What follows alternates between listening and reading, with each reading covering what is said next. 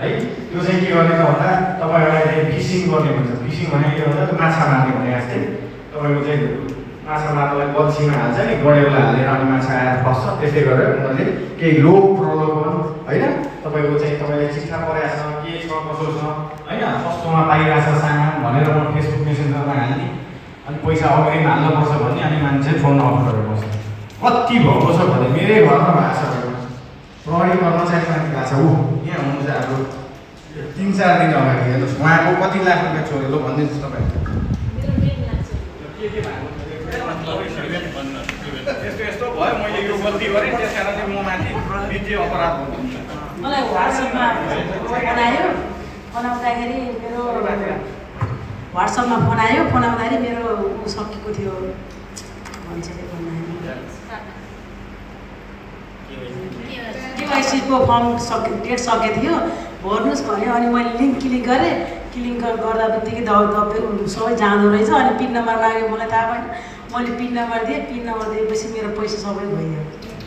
म आफै फसेँ हजुर। त्यस्तोबाट केही आएको छ भने नदबाउनु होला हेर्नुहोस्, किनकि म आफै प्रहरी भएर म आफै फसेँ भनेपछि हजुरहरू त थाहा नहुन नि सक्छ नि त होइन। हजुरले भन्छ प्रहरी पनि कसरी फस्यो त त्यस्तो भन्नुहुन्छ नि त।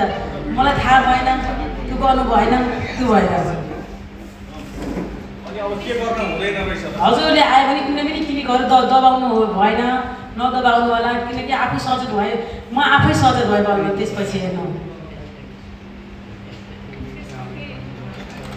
त्यसबाट मैले बस्नुहोस् उहाँले के गल्ती गर्नुभयो थाहा छ? केवाइसी फर्म भनेको त्यो फोनमा अनलाइनमा भर्ने नि होइन, त्यो सम्बन्धित अफिसमै गएर भन्नु पर्थ्यो। र अर्को ब्याङ्कको कर्मचारीले कहिले पनि तपाईँहरूको पासवर्डहरू माग्दैन। याद गर्नु भएको छ ब्याङ्कमा तपाईँले एटिएम कार्ड लिन जाँदा त्यहाँ भित्रको पासवर्ड निलो उसले छोपिएको हुन्छ। त्यो भित्र खोलेपछि त्यो चाहिँ विदिन तपाईँले पासवर्ड तुरुन्तै 24 घन्टाभित्र चेन्ज गर्नुपर्छ। र त्यो चेन्ज गरिसकेपछि त्यो कसैलाई पनि थाहा हुँदैन। भनेपछि ब्याङ्कको कर्मचारीले त हेर्न मिल्दैन त्यस्ता पासवर्डहरू। उनीहरूले अनलाइनबाट उसले एउटा चाहिँ त्यसरी कागजले ढाकेर दिन्छन्, इमेलमा पठाएको कुरा देखिँदैन।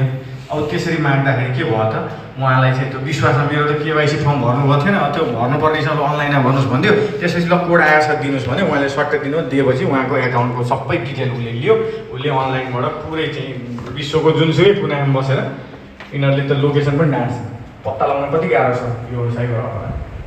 पैसा फिर्ता आयो होइन हो। प्रहरी भएको कारणले उहाँलाई थाहा के भन्छ तत्कालै उहाँले प्रहरी रिपोर्ट साइबर ब्युरोमा गर्नुभयो। त्यहाँबाट त्यसको खाता जुन खाताले पैसा तानेको थियो त्यो खाता रोक्का राख्यो। रोक्का राखेपछि त्यसलाई चाहिँ रिभर्स गर्ने व्यवस्था मिलाइयो ब्याङ्कलाई भनेर। त्यस कारण हो अब आम सर्वसाधारणको हकमा के हुन्छ तपाईँले चाहिँ बल्ल खोज्नुहुन्छ के गर्ने कसो गर्नुहुन्छ छटपटी हुन्छ। प्रहरीका आउनुहुन्छ, प्रहरी अरू काममा अलमले आउँछ, निवेदन लिएर साइबरमा पठाउँदा ओर्दा 2 दिन 3 दिन हुन्छ।